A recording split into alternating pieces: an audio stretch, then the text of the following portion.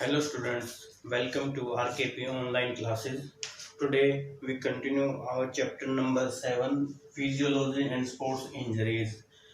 हमारा जो आज का टॉपिक है वो है physiological factors determining endurance and flexibility.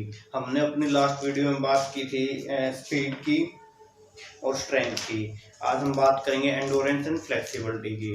तो हमारे जो फिजियोलॉजिकल फैक्टर्स हैं जो हमारे एंडोरेंस को निर्धारित करते हैं, सबसे पहले हम बात करते हैं व्हाट इज एंडोरेंस। एंडोरेंस होता है, एंडोरेंस क्या है? जब हम थकान के बावजूद किसी वर्क को कंटिन्यूस करते हैं वो एंडोरेंस होता है हमारा। ठीक है, तो इसके अंदर जो कुछ फैक्टर्स हैं, सबसे पहला है aerobic capacity. Aerobic capacity to perform an activity continuously energy is required by the muscle which can be supplied by presence of oxygen. ठीक है, तो इसमें क्या है, जब हम एक एक्टिविटी को कंटिन्यूस करते हैं तो उसके लिए हमारी मसल्स को एनर्जी की नीड होती है जो हमें O2 की मतलब ऑक्सीजन की प्रेजेंट में सप्लाई की जाती है। Therefore, the ability of organism to maintain adequate supply of O2 to the working muscle for energy liberation is important for endurance performances। ठीक है, तो उसके बाद हमारा अगला पॉइंट आता है एरोबिक कैपेसिटी के ही पॉइंट्स हैं। ये पहला है ऑक्सीजन इनटेक। ऑक्सीजन इनटेक होता क्या है कि the amount of oxygen which can taken by lungs from atmosphere, यानी कि जो एटमॉस्फेयर से हमारे लंग्स जो ऑक्सीजन को लेते हैं वो होता है oxygen intake. The amount is more than it is better for achieving higher VO2 max. यहाँ VO2 मैक्स होता है कि the maximum amount of oxygen consuming by a person during exercise, यानी एक्सरसाइज के टाइम पे जो मैक्सिमम अमाउंट ऑक्सीजन का जो कंज्यूम किया जाता है एक पर्सन के द्वारा वो होता है हमारा VO2 मैक्स।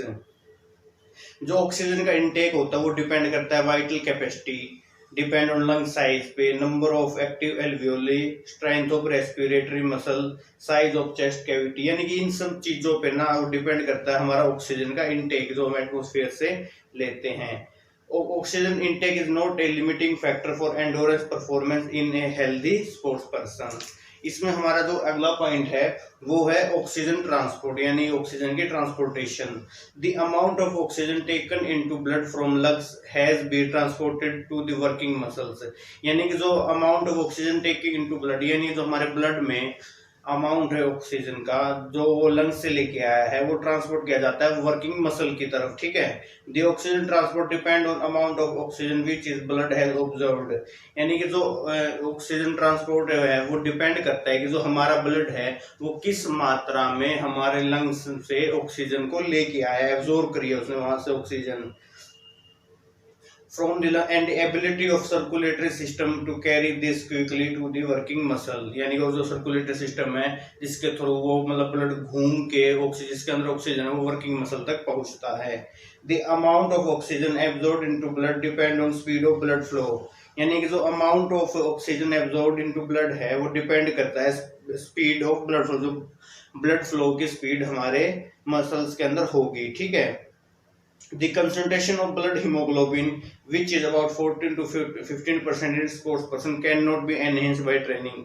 जो कंसंट्रेशन होती है ब्लड हीमोग्लोबिन की उसको हम ट्रेनिंग के द्वारा मतलब एनहेंस बढ़ा नहीं सकते हैं। the transportation of oxygenated blood depend on capacity of heart, यानी कि जो ऑक्सीजन युक्त ब्लड है उसकी जो ट्रांसपोर्टेशन की कैपेसिटी है वो डिपेंड करती है किस पे, हार्ट की कैपेसिटी पे, मतलब डिपेंड करेगा कि जो हार्ट की कितनी कैपेसिटी है उसकी अपने जो पंप है ब्लड को पंप करने की, जिससे कि जो ऑक्सीजन युक्त ब्लड है वो मसल्स तक पहुंच सकता है। ठीक है, उसके बाद है ऑक्सीजन अपटेक। ऑक्सीजन अपटेक में क्या है कि the amount of oxygen which can B absorbed and consumed by working muscle from the blood is called oxygen Uptake, यानी कि ये वो अमाउंट होता है उसका ऑक्सीजन का जो एक मसल वर्किंग मसल ब्लड में से एब्जॉर्ब कर सकती है और उसे कंज्यूम कर सकती है। ठीक है, और इसे जो ऑक्सीजन अपटेक इसको भी हम एक्सरसाइज के थ्रू एनहेंस कर सकते हैं, बढ़ा सकते हैं। उसके बाद आता है एनर्जी रिजर्व, यानी कि जो हमारी रिजर्व एनर्जी होती है। एरोबिक कैपेसिटी डिपेंड करती है ability of fuel to muscle, यानी कि जो हमारी एरोबिक कैपेसिटी है वो डिपेंड करती है जो हमारी फ्यूल की एबिलिटी है मसल में, ठीक है, जिससे कि एक्टिविटी करने के लिए एनर्जी आती है, ठीक है।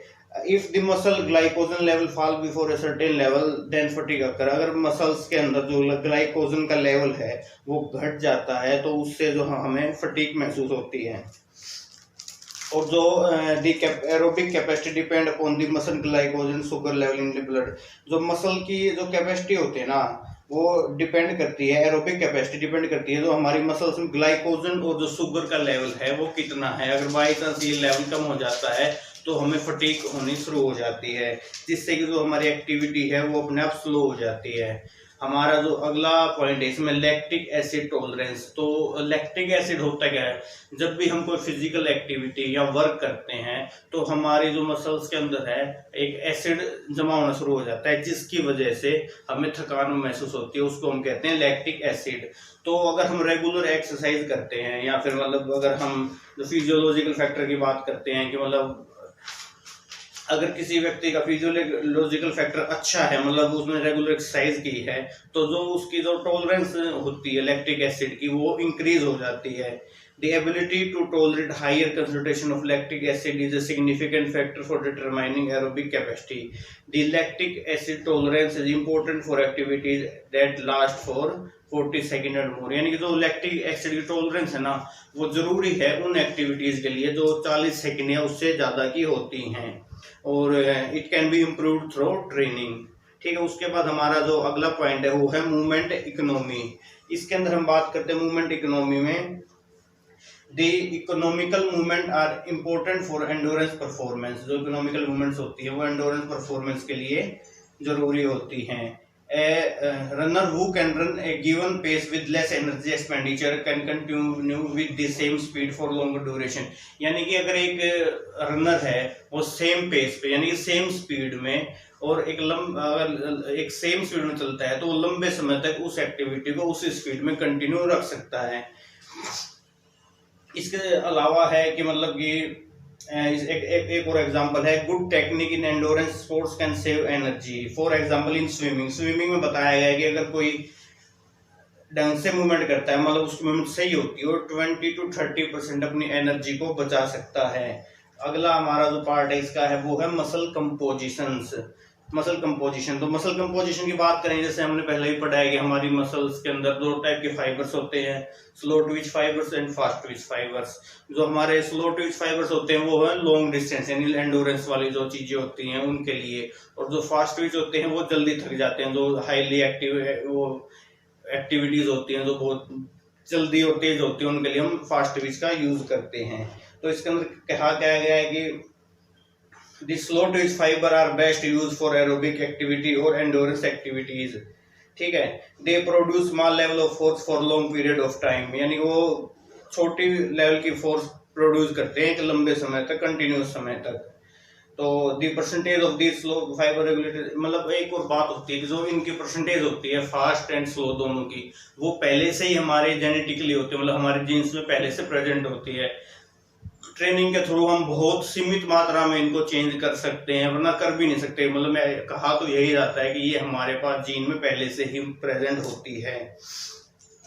इसमें अब हमारा नेक्स्ट टॉपिक है फिजियोलॉजिकल फैक्टर्स डिटरमाइनिंग फ्लेक्सिबिलिटी। तो फ्लेक्सिबिलिटी होती क्या है? फ्लेक्सिबिलिटी क्या है? The range of movement possible at a joint, यानी कि किसी भी जॉइंट पर जो मैक्सिमम पॉसिबल रेंज है वो है फ्लेक्सिबिलिटी। तो इसके कुछ पॉइंट्स बताए गए हैं। ये है मसल स्ट्रेंथ, यानी कि मसल की स्ट्रेंथ है। The muscle should have minimum level of strength to make the movement possible specially against gravity और external forces.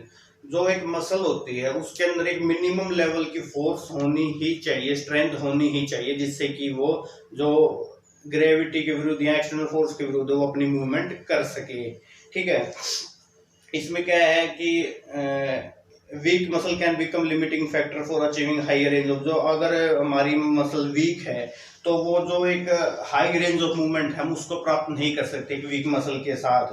Muscle strength is highly trainable, जो मसल स्ट्रेंथ होती है वो हाईली ट्रेनेबल, यानी कि हम उसको एक्सरसाइज या ट्रेनिंग के थ्रू इंक्रीज कर सकते हैं। तो जिसकी वजह से क्या therefore can enhance flexibility of person, और उससे जो एक व्यक्ति है उसकी फ्लेक्सिबिलिटी वो भी इंक्रीज हो जाती है। अगला जो हमारा इसमें पॉइंट होगा ज्वाइंट स्ट्रक्चर, यानी कि जो हमारा ज्वाइंट का स्ट्रक्चर होता है। हम जानते हैं कि हमारी बॉडी में कई प्रकार के ज्वाइंट होते हैं, जैसे hinge and socket joint, ball socket joint है और पिवट ज्वाइंट है। तो यहाँ हम बात करते हैं there are various type of joint in human body, some of the joint have greater range of motion, मतलब कुछ ऐसे ज्वाइंट्स हैं जिनके रेंज ऑफ मोशन है वो औरों से बहुत ज्यादा है। जैसे कि एग्जांपल दे रखा है इन्होंने, the ball and socket joint of shoulder has great range of motion in comparison to knee joint. जो बॉल एंड सॉकेट ज्वाइंट है शोल्डर का, उसकी नी ज्वाइंट की कंपैरिजन में बहुत ज्यादा रेंज ऑफ मोशन है। अगला जो हमारा पॉइंट इसमें वो है स्टूडेंट्स एज एंड जेंडर, मतलब कि हमारी जो एज है और जो हमारा जेंडर है यानी मेल या फीमेल। तो इसमें क्या होता है कि it is well known fact that flexibility decrease with advancement of age, यानी कि जैसे जैसे व्यक्ति की एज इंक्रीज होती है तो उसकी फ्लेक्सिबिलिटी कम होने लग जाती है।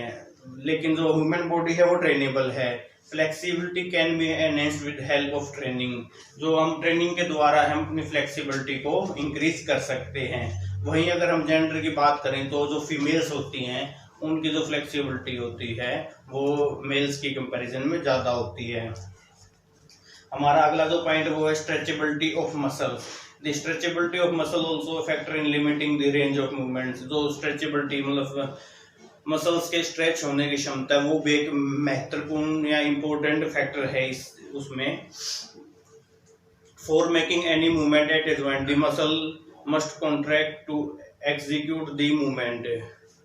If muscle are not regularly stretch they tend to get shorter and finally restrict the range of movement possible at a joint। अगर मसल रेगुलर स्ट्रेच नहीं, मतलब अगर कोई व्यक्ति रेगुलर एक्सरसाइज नहीं कर रहा है तो उसकी मसल है वो उस एंगल पे या उस जॉइंट पे उतना जो रेंज है मूवमेंट की वो नहीं दे सकती।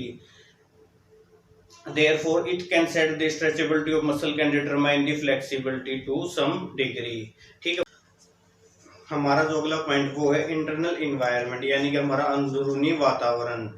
तो इसके अंदर होता क्या है कि जब इसका एग्जांपल दिया हुआ है कि मतलब जब 10 मिनट हम किसी व्यक्ति को वार्म बाथ यानी गर्म पानी में नहलाते हैं, स्टीम बाथ देते हैं, तो इससे क्या उसका बॉडी का टेम्परेचर इंक्रीज हो जाएगा, जिससे कि वो फ्लेक्सिबिलिटी भी इंक्रीज हो जाएगी। और इसके अपोजिट क्या है, अगर हम किसी व्यक्ति को 10 डिग्री सेल्सियस में यानी ठंड में बैठा के रखेंगे तो उससे उसका जो बॉडी का टेम्परेचर है वो क्या होगा, कम हो जाएगा, और जिससे उसकी फ्लेक्सिबिलिटी भी उसके साथ साथ कम हो जाएगी। इसके बाद हमारा इसमें लास्ट पॉइंट है प्रीवियस इंजरी, यानी कि हमारी जो चोट लग जाती है। ये इंजरी स्पोर्ट्स इंजरी भी हो सकती है या किसी और नॉर्मल रीजन से भी इंजरी हो सकती है। इसके अंदर होता है क्या है कि जो जब इंजरी होती है तो मसल्स या उस टिश्यू पे थिकनेस आ जाती है, यानी वो मोटा हो जाता है, और फाइब्रोजिंग ऑन द अफेक्टेड एरिया।